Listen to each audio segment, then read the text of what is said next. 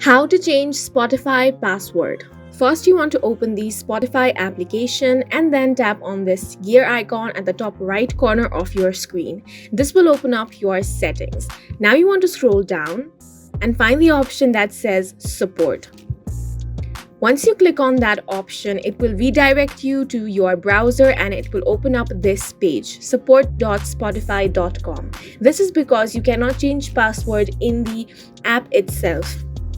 So over here on the search bar, you want to search for reset password.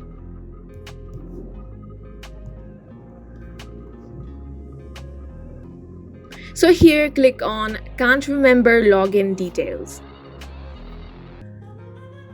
Over here, click on reset your password. Now here you need to enter your email address. Once you have done that, click on send. And now you need to check your mail. So this is the mail that you will receive. Here you want to tap on the reset password option that is in blue.